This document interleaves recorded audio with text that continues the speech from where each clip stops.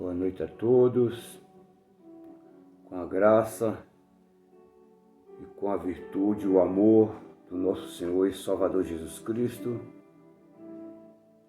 que você possa estar sendo edificado através dessas pequenas ministrações,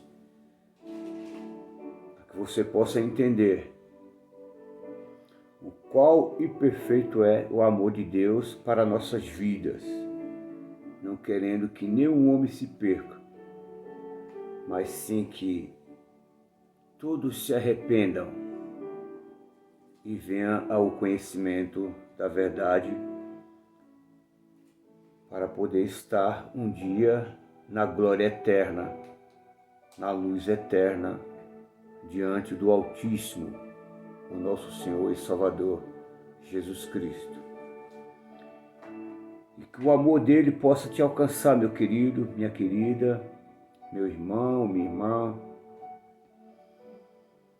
Que você possa lutar por aquilo que é mais importante na sua vida e na minha vida, que é a salvação da nossa alma e a vida eterna. Como eu já falei em alguns vídeos anteriores, que são duas ressurreições. Muitos vão ressuscitar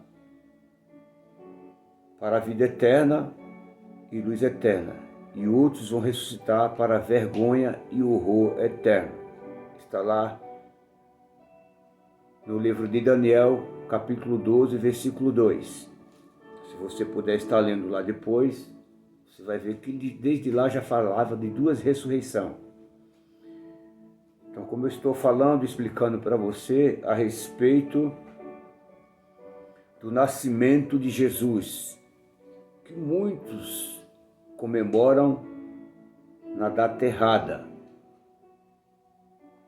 e falam somente que é uma comemoração, uma tradição, e muitas igrejas ainda entram nesses conceitos, a qual são conceitos de homem e não provém de Deus. Então, como o Espírito Santo ele nos dá o entendimento e o conhecimento para que possamos caminhar com a verdade de Cristo estabelecida dentro dos nossos corações. Porque no livro de 2 Coríntios 13:8 nos fala: nada podemos contra a verdade, senão pela verdade. Então, o livro de Lucas, o Evangelho de Lucas, que é o Evangelho que tem o único autor não judeu. Então, Lucas é o único autor que não é judeu. Então, Lucas, ele escreveu a um certo Teófilo, cujo seu nome tinha um significado, que significa aquele que ama a Deus. Então, o nome de Teófilo, ele tem um significado, e seu significado é aquele que ama a Deus. Lucas, o médico, que você pode estar confirmando em Colossenses 4:14, o médico amado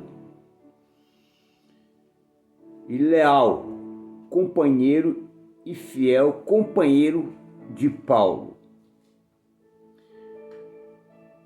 E como nós sabemos que o Evangelho de Mateus ele foi escrito para os judeus, como o de Marcos para a igreja de Roma, como o de Lucas ele escreve para os gentios, e o Evangelho de João ele escreve para os santos e especificamente para a igreja de Cristo. Só para você ter uma base de como são escritos e para quem foi escrito os evangelhos. Então, dando continuidade aqui ao nascimento de Jesus, que não foi em dezembro, em 25 de dezembro, assim como se comemoram dentro das chamadas igrejas, no Natal. Então, Jesus Cristo, ele nasceu no mês de março,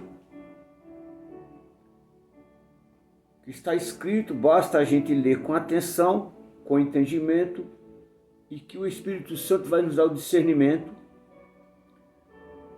de todas as coisas, aquelas que nós queremos compreender através da luz do Evangelho, através do Evangelho da nossa salvação.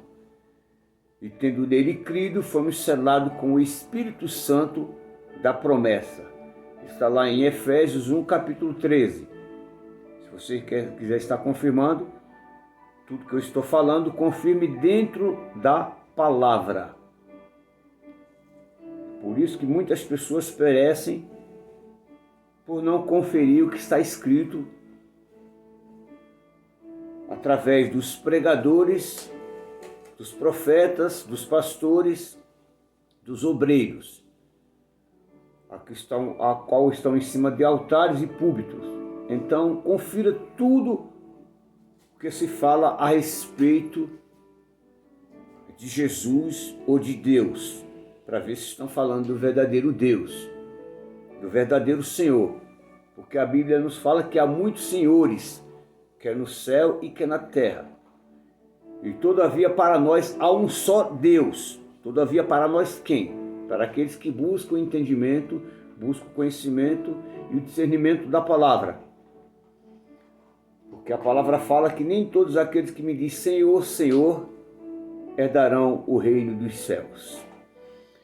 Então, continuando aqui no livro de Lucas, ou no Evangelho de Lucas, no seu capítulo 1, versículo 35. Respondendo o anjo, disse-lhe, descerá sobre ti o Espírito Santo, e a virtude do Altíssimo te encobrirá com a sua sombra, pelo que também o santo que de ti há de nascer será chamado o Filho de Deus. Então, a virtude do Altíssimo. A virtude é uma palavra que ela tem um significado. E tudo aquilo que a gente lê dentro da palavra, temos que buscar o significado daquilo que estamos lendo. Então, meu querido, a palavra virtude significa disposição firme e constante para a prática do bem. Então já estaria em cima de Jesus esta palavra, virtude. Virtude significa força moral. Virtude significa uma pessoa virtuosa. Virtude significa a qualidade própria para produzir certos efeitos. Então Jesus Cristo produziu muitos e muitos efeitos, que a palavra fala que se fosse contar todos os milagres que Jesus tinha feito, todas as curas, todas as libertações que ele fez, não teria livro no mundo que caberia tudo aquilo que de bom, de melhor, de ótimo, de qualidade que estava em Jesus, mostrando o caráter do Pai, o Deus das misericórdias, não o Deus da guerra, não o Deus do olho por olho, nem dente por dente, não o Deus que vai desembainhar sua espada para a prática do mal. Esse não é o Deus que se revelou em Jesus Cristo. Esse é o Deus que se revelou em Jesus Cristo com as práticas de todo o sentimento afetivo, de todo o sentimento amoroso, de todo o sentimento de bom e perfeito do Pai, revelado em seu Filho. Então, virtude é o efeito que causa. Então a virtude ela tem um efeito que causa a razão para a validade, legitimidade, fé, esperança e caridade. Então a virtude ela tem todo esse significado a qual estava na pessoa de Jesus e também tem que estar nas nossas vidas, no dia a dia, a qual buscamos o entendimento e o conhecimento do Deus Altíssimo. No versículo 36 de Lucas 1 fala assim: e eis que também Isabel, tua prima, concebeu um filho em sua velhice. E este é o 6º mês, presta atenção, para aquela que era chamada estéril. Porque para Deus nada é impossível. Nada é impossível para o Deus do amor. Disse então Maria: eis aqui a serva do Senhor, cumprir-se-á em mim segundo a tua palavra. E o anjo ausentou-se dela. E nós podemos ver essa passagem também lá em Salmo 111, no Salmo 111, no versículo 12. Nós podemos ver também essa exaltação de Maria e esse cumprimento a qual o anjo fala a respeito do que ia nascer do seu ventre.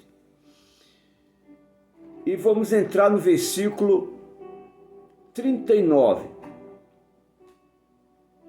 Maria vai visitar Isabel. Esse é o contexto. Maria vai visitar Isabel. Presta atenção, meu querido, minha querida.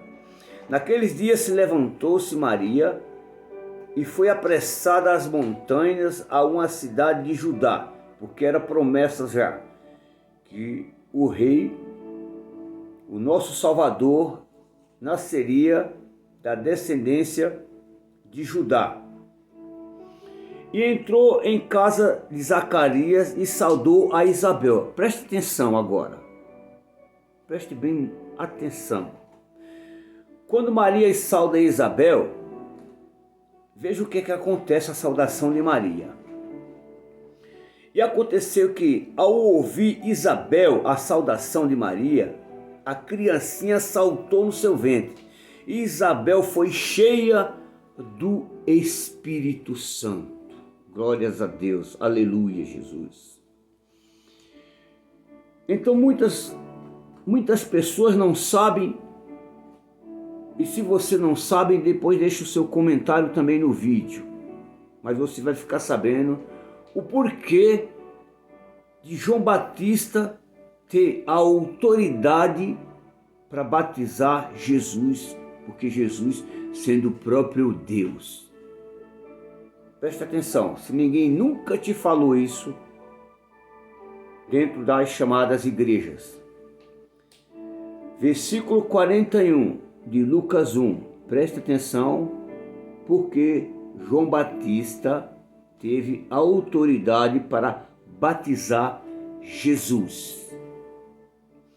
E aconteceu que, ao ouvir Isabel a saudação de Maria, a criancinha saltou em seu ventre e Isabel foi cheia do Espírito Santo. Então João Batista já foi cheio do Espírito Santo dentro do ventre da própria mãe, para poder ter a autoridade para batizar Jesus Cristo. E exclamou com grande voz, dizendo: bendita és tu entre as mulheres, bendito o fruto do teu ventre. De onde me provém isto a mim, que venha visitar-me a mãe do meu Senhor? Então Isabel já começou a dar saudação daquilo que estava dentro do ventre de Maria também. Pois eis que, ao chegar aos meus ouvidos a voz da tua saudação, a criancinha saltou em alegria no meu ventre. Bem-aventurado o que creu, pois hão de cumprir-se as coisas que da parte do Senhor lhe foram ditas. Então já estava profetizado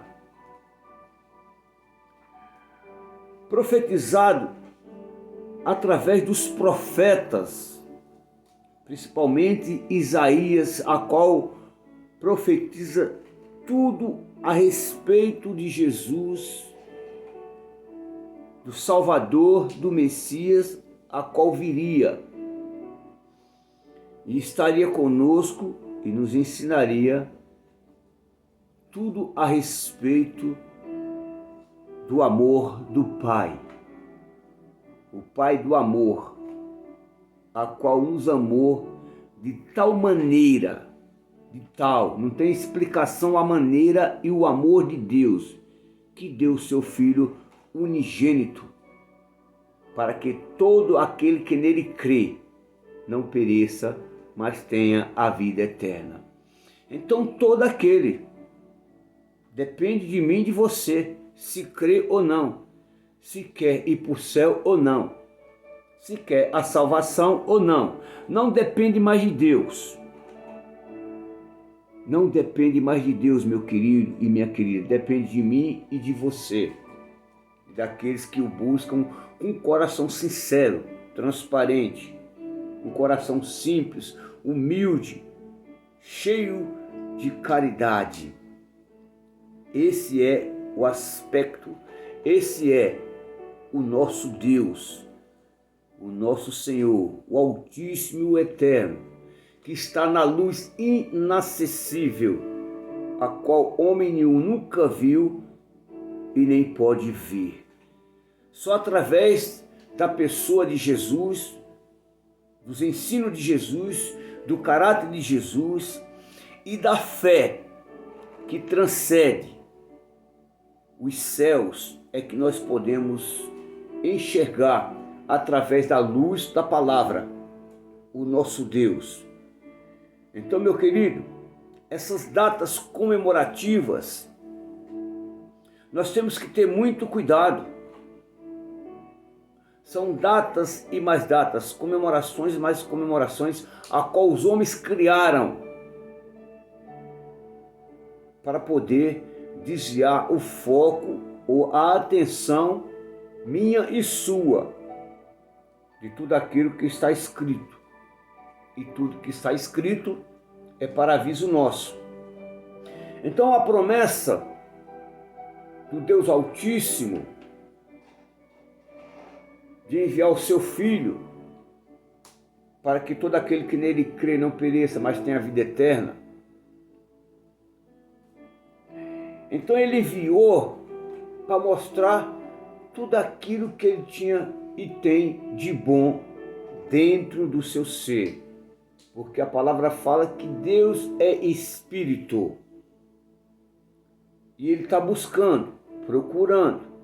Ele quer os verdadeiros adoradores que venham o adorar em espírito e em verdade. Se entregar por completo. Deus não se intromete. Deus não se mete na vida de ninguém. Porque Ele nos deu o seu livre-arbítrio. A escolha da eternidade, a escolha da salvação, depende de mim e de você. Não depende mais de Deus. Então, meu querido, nós temos que ter muito cuidado com os pregadores que só estão pregando fábulas. Fábulas inconstantes, fábulas intermináveis, que só leva as pessoas a enxergar as coisas da terra, as coisas deste mundo, as conquistas deste mundo. E a palavra nos fala que os céus, que o reino dos céus é tomado à força. A porta é estreita, o caminho é estreito.